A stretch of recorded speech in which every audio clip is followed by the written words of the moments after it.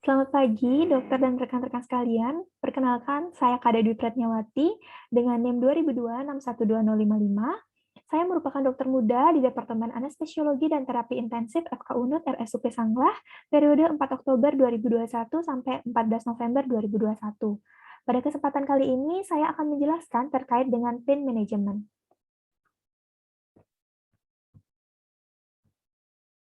Sebelumnya, nyeri menurut International Association for the Study of Pain, nyeri merupakan pengalaman sensorik dan emosional yang tidak menyenangkan akibat kerusakan jaringan, baik secara aktual maupun potensial atau yang digambarkan dalam bentuk kerusakan tersebut. Nah, per definisi tersebut kita dapat membagi, ternyata dari nyeri ini ada pain with nociception, artinya nyeri dengan kerusakan jaringan yang nyata, biasanya terjadi pada nyeri akut. Sedangkan pain without nociception, dia adalah nyeri tanpa kerusakan jaringan yang nyata, atau biasanya terjadi pada nyeri kronis.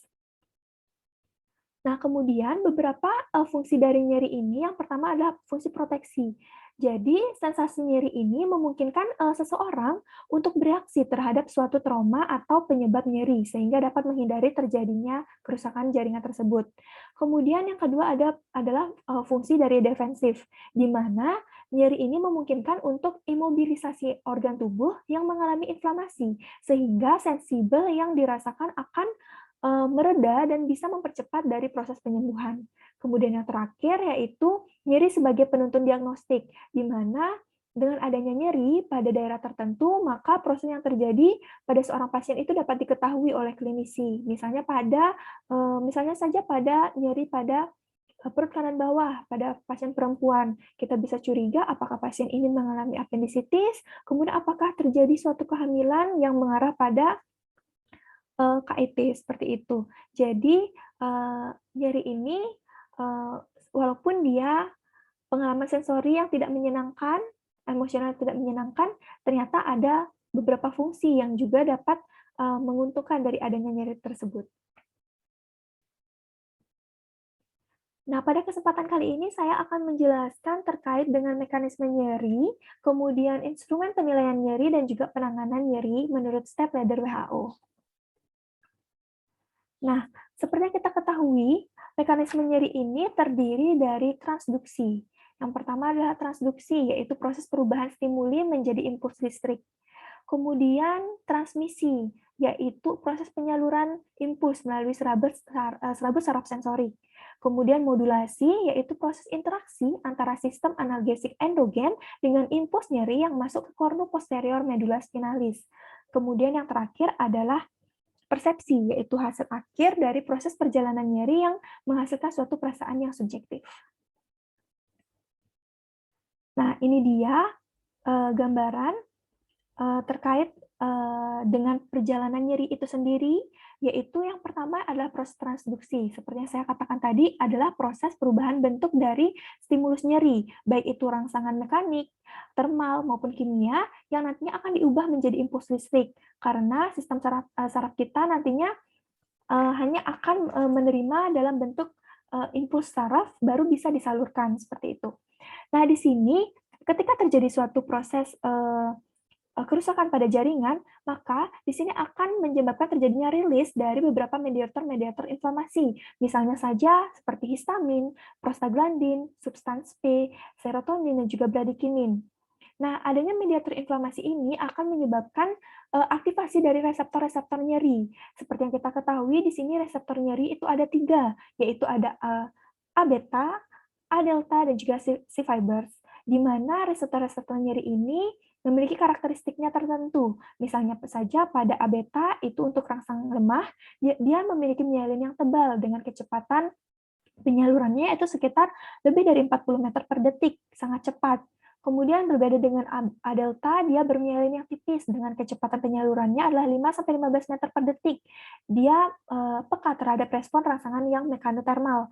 Sedangkan untuk C-fibers itu tidak bermyelin, kecepatannya lebih dari 2 meter per detik. Dia peka terhadap sensorik yang polimodal, artinya dia peka juga terhadap rangsangan mekanik, termal, maupun kimia. Nah, setelah terjadi proses transduksi, maka akan dilanjutkan dengan proses transmisi, di mana proses transmisi ini adalah proses penyaluran impuls tadi yang melalui serabut saraf sensorik, di mana awalnya dia akan menuju ke ganglion dorsalis untuk melakukan first order neuron atau kontak neuron pertama. Kemudian setelah itu akan menuju ke medula spinalis, tepatnya pada cornu posterior medula spinalis, tepatnya lagi pada substansia gelatinosa. Di sana akan melakukan kontak neuron kedua atau second order neuron. Nah, disinilah akan terjadi proses modulasi sebelum dilanjutkan transmisinya menuju ke korteks somatosensori. Nah, apa itu proses modulasi? Proses modulasi ini adalah proses inhibisi terhadap impuls listrik yang masuk ke dalam kornu posterior medula spinalis. Jadi, proses modulasi ini ada yang berasal dari descending pathway, namun ada juga yang berasal dari setingkat dari medula spinalis itu sendiri. Di mana untuk yang berasal dari descending pathway ini berasal dari diperantarai oleh periaqueductal gray matter, kemudian dia turun ke bawah melalui nukleus serape magnus dan akhirnya mencapai pada substansia gelatinosa, tempat tadinya terjadi second order neuron atau kontak neuron kedua dari sensorik nyeri tersebut. Kemudian yang setingkat di medula spinalis itu diperantari oleh interneuron. Nah, di proses modulasi ini dimulai dengan adanya aktivasi dari interneuron oleh periaqueductal gray matter tersebut, sehingga interneuron nantinya akan melepaskan dari opioid endogen yang ada dalam tubuh kita, seperti enkapalin, endorfin, serotonin, dan juga noradrenalin, di mana nantinya ini akan bereaksi, yaitu dengan cara kerjanya yaitu seperti kerja misalnya saja pada enkapalin. Ini dapat dilihat pada gambar ini, itu mirip kerjanya seperti morfin. Jadi dia bekerja pada presinap dan juga postsinap. Pada presinap dia akan menghambat pelepasan dari vesicle neurotransmitter. Jadi yang tadinya substans P ini membawa dari impuls-impuls nyeri ini akan dihambat pelepasannya dari first order neuron menuju ke second order neuron akan dihambat oleh si opioid endogen tersebut.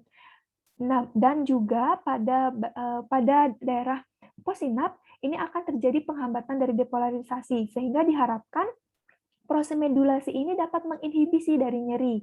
Artinya jika nyeri ini ternyata dia tidak terlalu besar seperti itu impulsnya, maka diharapkan opioid endogen ini dapat menekan dari nyeri sehingga tidak dilanjutkan dengan proses transmisi dan dipersepsikan oleh otak. Namun ketika impuls nyeri ini ternyata memang lebih besar dari opioid endogen yang dikeluarkan oleh tubuh kita sendiri, maka proses transmisi ini akan dilanjutkan. Proses transmisi ini akan dilanjutkan dari second order neuron, yaitu pada substansia gelatinosa ini, kemudian dia akan menyilang pada commissura gracia anterior menuju ke tractus spinothalamic lateralis. Kemudian dia akan naik menuju ke talamus untuk melakukan kontak neuron ketiganya atau third order neuronnya. Kemudian dia akan menuju ke korteks. Setelah itu talamus akan membawa menuju ke korteks somatosensori, yaitu areal Broca 321 pada lobus parietalis. Jadi di sana akan dipersepsikan nyeri itu sebagai persepsi sensori.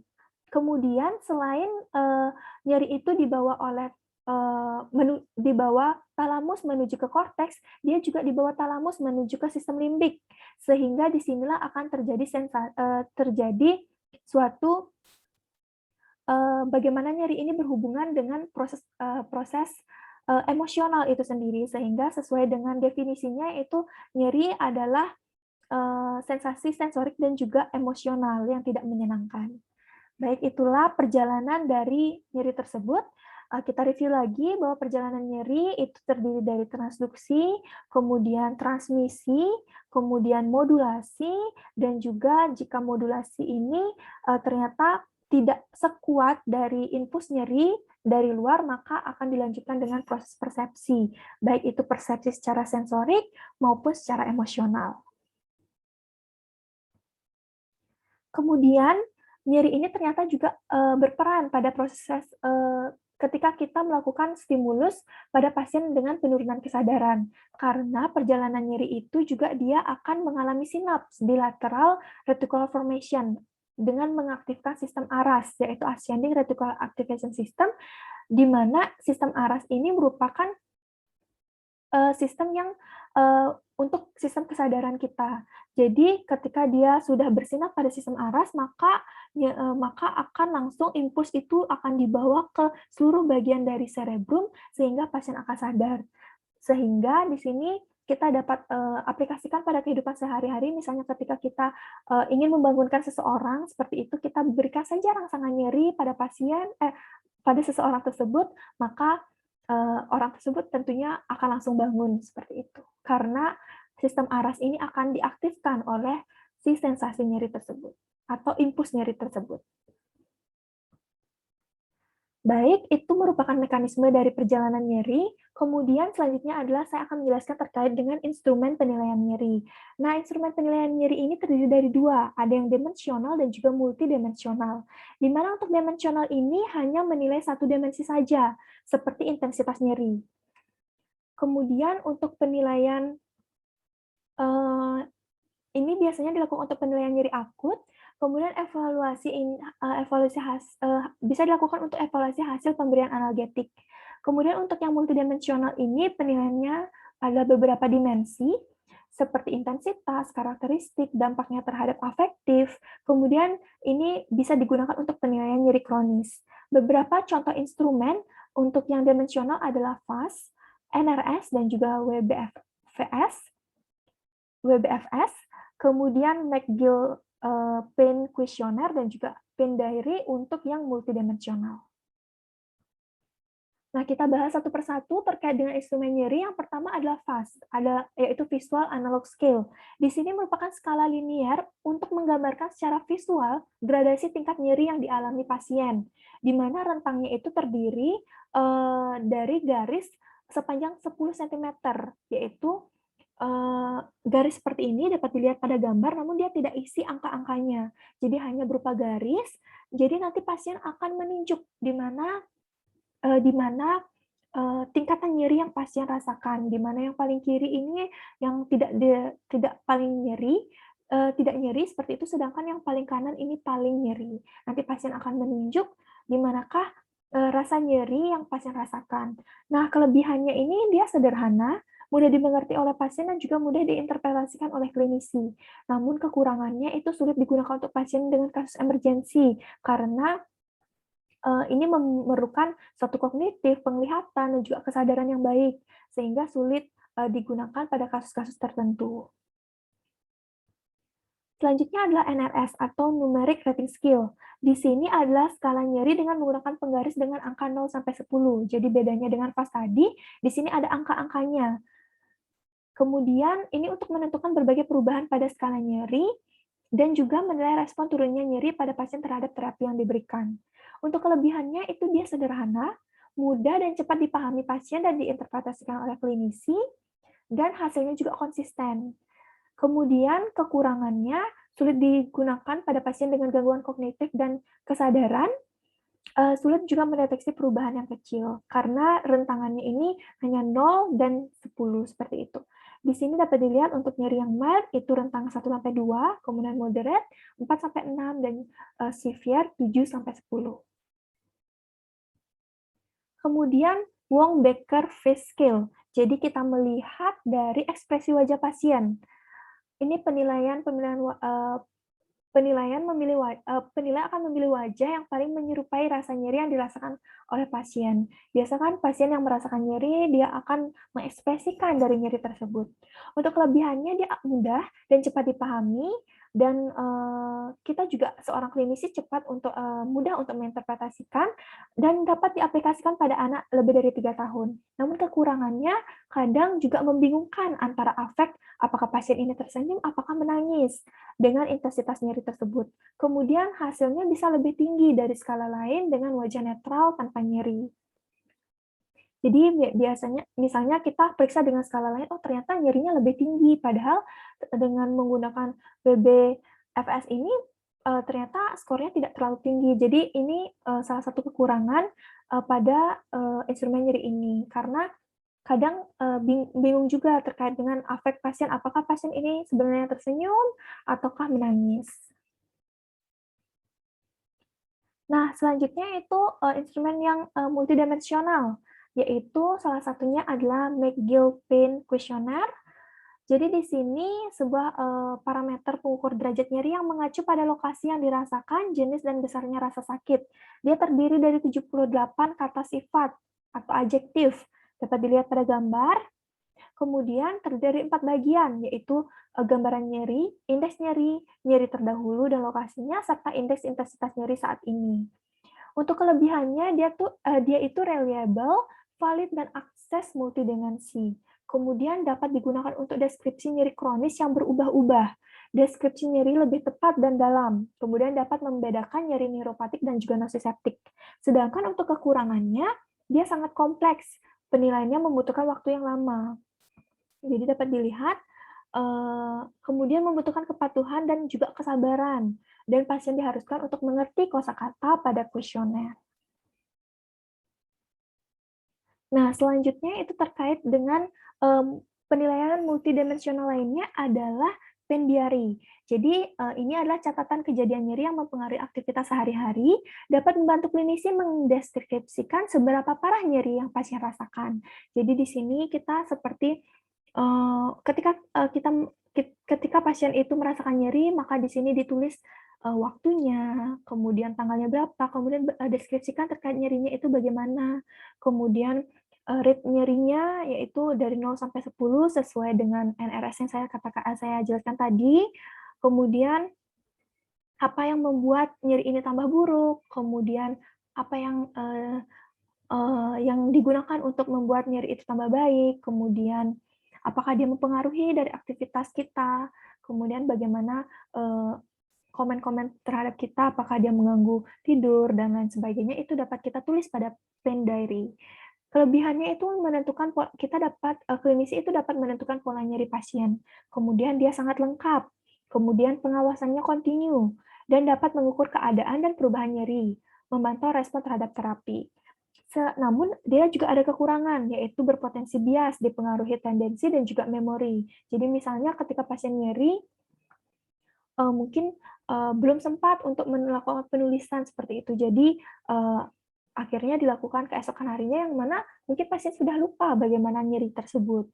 Kemudian item dari pain diary ini dapat berbeda-beda sehingga sulit mendapatkan data secara objektif. Jadi ini tidak pakem seperti ini. Jadi mungkin ada beberapa pain diary yang menggunakan item-item yang berbeda untuk mendeskripsikan dari nyeri tersebut. Kemudian ini tentu saja perlu kepatuhan dari pasien. Selanjutnya yaitu terkait dengan penanganan nyeri. Jadi di sini yaitu terkait dengan WHO 3-step analgesic leader. Jadi dapat dilihat pada gambar untuk step leader-nya yaitu mulai dari nyeri ringan, nyeri sedang, dan juga nyeri berat. Di mana untuk nyeri ringan di sini biasanya diberikan non-opioid dengan atau tanpa adjuvan. Misalnya saja pada acetaminophen, ibuprofen pada NSAID yang non-selektif, ataupun selikosib pada NSAID yang selektif. Kemudian untuk nyeri sedang ternyata misalnya dengan pengobatan yang tingkat 1 ini pasien masih merasakan nyeri, kita bisa tambahkan dari non-opioid itu dengan pemberian opioid yang ringan, seperti kodein atau tramadol. Kemudian dengan tingkat 2 ini ternyata pasien masih merasakan nyeri, kita bisa tambahkan juga dengan opioid kuat, yaitu salah satunya adalah morfin atau fentanyl tempel. Jadi biasanya untuk tingkatan 1, 2, 3, biasanya ini dilakukan pada nyeri-nyeri kronis. Namun berbeda halnya dengan prinsip penanganan nyeri akut. Jadi nyeri akut ini dia akan menggunakan step ladder yang terbalik. Jadi dia dari nyeri dari tingkat yang paling tinggi ke tingkat yang paling rendah, seperti itu. Dari tingkat 3, 2, dan juga 1. Jadi pemberian analgetik yang kuat, Kemudian lama-lama diturunkan sesuai dengan intensitas nyeri pasien. Karena tentu saja pada nyeri akut ini berbeda seperti yang sudah saya jelaskan di awal, nyeri akut ini berbeda dengan nyeri kronis. Nyeri akut ini awalnya itu benar-benar sangat nyeri, bisa NRS-nya itu lebih dari 8, 9, seperti itu. Sehingga perlu juga modalitas penanganan yang lebih kuat lagi. Kemudian, prinsip penanganan nyeri akut ini juga menangani penyakit dasar secara efektif untuk mengurangi nyeri, kemudian ditangani secara adekuat dengan multimodal analgesia. Artinya, multimodal analgesia ini adalah pemberian analgetik di titik-titik tangkap yang berbeda. Misalnya saja, dilihat pada gambar, misalnya pada nyeri ini ada beberapa mekanismenya, yaitu transduksi, transmisi, modulasi, persepsi yang sudah saya jelaskan tadi. Jadi di setiap mekanisme tersebut ada yang akan menghambat cara kerja obat itu akan menghambat dari setiap mekanisme nyeri tersebut. Jadi misalnya pada transduksi pada bagian perifer itu akan dilakukan dikerjakan oleh NSAID. Kemudian pada transmisi yaitu opioid, modulasi bisa opioid dan juga persepsi opioid sehingga sama halnya dengan step ladder WHO ini dia mengkombinasikan opioid dengan non-opioid seperti itu. Inilah yang dinamakan sebagai multimodal dari analgetik. Jadi dia memberikan jadi klinisi memberikan obat analgetik sesuai dengan titik tangkap yang berbeda agar nanti penanganannya juga efektif. Jadi tidak memberikan NSAID misalnya kita berikan NSAID itu 2 jenis, seperti itu, tidak seperti itu. Namun, prinsipnya adalah memberikan analgetik pada titik tangkap yang berbeda. Nah, sedikit mengenai analgetik. Analgetik ini ada yang opioid dan juga non-opioid. Nah, untuk opioid ini ada yang natural atau alkaloid opium, ada yang sintetik dan juga semi-sintetik. Sedangkan untuk non-opioid ini ada jenisnya berupa NSAID atau non-steroid anti-inflamasi drug dan juga acetaminophen. Contohnya adalah paracetamol. Nah, kenapa ini dibedakan? Karena acetaminophen ini dia memiliki fungsi anti-inflamasi yang kecil. Jadi dia tidak digolongkan sebagai NSAID. Di mana NSAID itu dia memiliki fungsi yaitu untuk analgetik, antipiretik, dan juga antiinflamasi. Sedangkan acetaminophen itu hanya antipiretik dan juga analgetik saja. Untuk antiinflamasinya itu kecil, sehingga ini dibedakan. Namun keduanya ini sama-sama non-opioid, seperti itu. Nah, ini dia contohnya, misalnya acetaminophen. Salah satu yang terkenal adalah paracetamol obatnya, di mana dia memiliki sifat analgesik dan juga antipiretik, tetapi tidak memiliki sifat antiinflamasi seperti yang sudah saya jelaskan tadi. Di mana untuk dosisnya adalah 10-15 mg per kilogram berat badan, diberikan tiap 4-6 jam dengan maksimal dosis adalah 500-1000 mg per hari. Kemudian, metabolismenya sebagian besar di hepar, kemudian efek sampingnya adalah hepatotoksik pada pasien gangguan nutrisi atau gangguan hati, dan juga umumnya aman digunakan untuk bayi hingga orang tua dan juga ibu hamil. Biasanya untuk ibu-ibu hamil ini dia sangat direkomendasikan untuk pemberian paracetamol. Tidak kurang direkomendasikan juga untuk NSAID lainnya. Nah, ini dia untuk NSAID atau non-steroid anti-inflammatory drug. Ini sifatnya adalah analgetik, antipiretik, dan juga antiinflamasi. Nah, di sini dapat dilihat mekanisme kerjanya adalah menginhibisi dari enzim COX-1 dan juga COX-2. Kemudian ada NSAID yang selektif dan juga yang tidak selektif. Artinya, yang selektif ini artinya dia hanya bekerja pada COX-2 saja, yaitu yang akan nantinya menyebabkan terjadi inflamasi. Dia akan menekan prostaglandin. Namun, untuk yang yang tidak selektif, dia akan bekerja pada COX-1 dan juga COX-2. Artinya dia akan bekerja untuk menginhibisi dari sitoprotektif prostaglandin dan juga inflamatory prostaglandin. Jadi inilah mengapa timbul efek samping pada pemberian NSAID yang non-selektif, yaitu iritasi gaster. Kenapa? Karena COX-1 ini dia berfungsi untuk proteksi gastrik mucus, artinya dia memproteksi dari mukosa gaster, sehingga ketika kita berikan pasien dengan NSAID yang non-selektif, maka dia akan maka NSAID non-selektif itu akan menginhibisi dari COX-1 dan juga COX-2, sehingga timbullah dari efek samping tersebut. Berbeda halnya dengan pemberian NSAID yang selektif, dia hanya bekerja pada COX-2 saja, maka dia hanya akan berfokus pada menginhibisi dari prostaglandin yang menyebabkan terjadinya inflamasi. Namun, tetap saja ada efek samping yang lain muncul pada NSAID yang selektif, yaitu terjadinya protrombotik, yaitu adanya gangguan kardiovaskuler. Jadi sebenarnya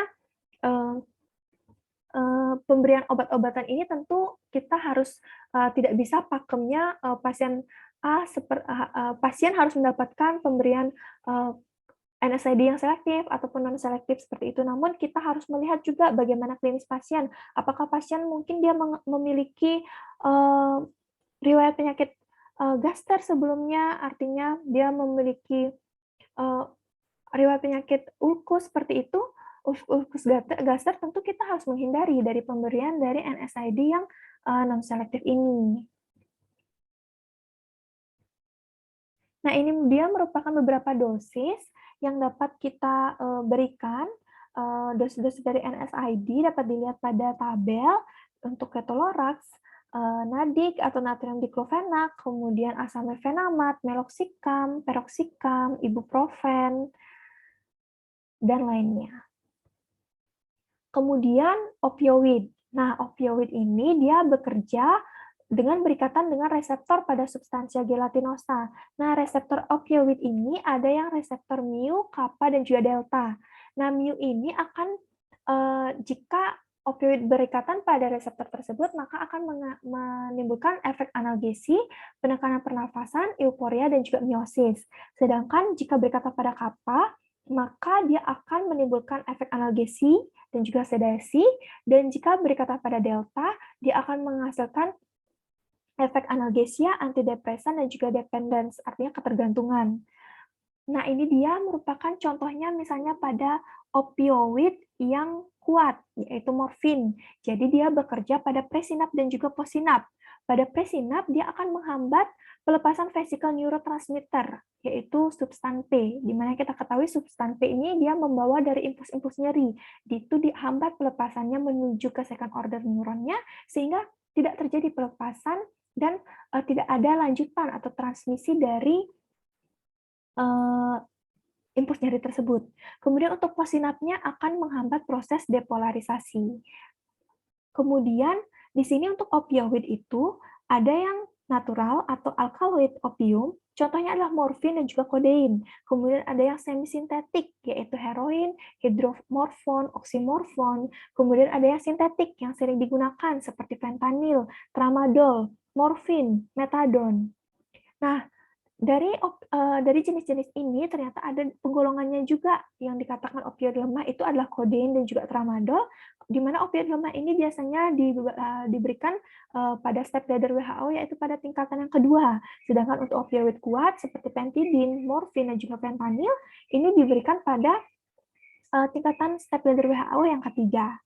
Nah, efek samping ini muncul karena adanya cara kerja dari opioid itu sendiri. Misalnya pada efek yang akut, dia akan menyebabkan terjadi analgesia, iya.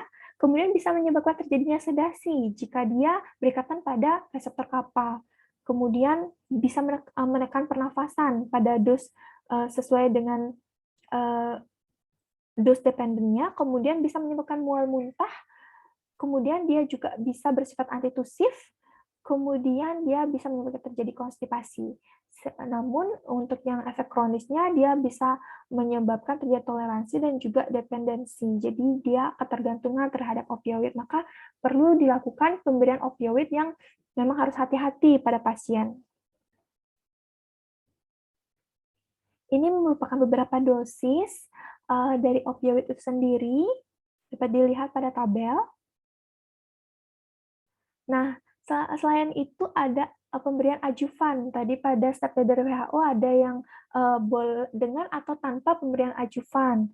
Jadi apa sih sebenarnya adjuvan? Jadi adjuvan ini adalah obat-obat tambahan di luar dari eh, analgesik seperti opioid dan juga non-opioid NSAID tersebut. Misalnya saja kita bisa memberikan kortikosteroid. Nah, kortikosteroid ini berfungsi sebagai antiinflamasi, antiemetik, meningkatkan nafsu makan, mengatasi kaheksia dan anoreksia, bisa mengurangi TIK dan kompresi epidural dan SSP. Kemudian antikonvulsan, ini meringankan nyeri neuropatik. Misalnya kan nyeri itu ada yang nociceptik dan juga neuropatik. Artinya jika neuropatik ini dia akan merasakan nyeri yang menjalar, kemudian terasa panas, seperti kesemutan, seperti itu. Nah, jadi antikonvulsan itu dapat berperan sebagai anti nyeri juga pada nyeri neuropatik, seperti contohnya gabapentin dan juga pregabalin. Kemudian antidepresan. Antidepresan ini mengurangi nyeri neuropatik juga. Dia memiliki sifat analgesi, dapat bertindak memperkuat khasiat dari analgetik dari morfin. Misalnya saja pada trisiklik antidepresan, yaitu contohnya amitriptilin. Dia dapat meningkatkan dari khasiat pemberian analgetik dari morfin tersebut. Kemudian neuroleptik, yaitu bermanfaat untuk membantu sindrom nyeri kronis dan memiliki sifat antiemetik, ankiolitik, dan antikonstipasi. Sebagai suatu ankiolitik ringan dapat bermanfaat bagi pasien yang kurang tenang. Kemudian psikostimulan ini digunakan untuk mengurangi sedasi yang diakibatkan oleh opioid, terutama bila program pengurangan dosis atau frekuensi pemberian obat opioid tidak berhasil mengurangi sedasi tersebut. Jadi di sini balik lagi ke step ladder WHO tersebut, yaitu penanganan nyeri ini ada yang tingkat 1, tingkat 2, dan juga tingkat 3. Nyeri akut biasanya langsung diberikan tingkat 3, namun dia disesuaikan dosisnya sesuai dengan intensitas nyeri yang kita inginkan yang tercapai. Kemudian untuk nyeri kronis, yaitu dari tingkat 1, 2, dan 3 diberikannya. Ini untuk tingkat 1 itu ada non-opioid, dengan atau tanpa adjuvan, kemudian untuk tingkat 2 ada opioid, ditambah opioid ringan ditambah dengan non-opioid dengan atau tanpa adjuvan, kemudian untuk yang tingkat 3 opioid kuat, ditambah non-opioid dengan dan atau adjuvan. Baik, itu dia terkait dengan manajemen nyeri yang dapat saya sampaikan. Terima kasih banyak atas atensinya dan mohon maaf jika ada kesalahan-kesalahan. Dan selamat pagi.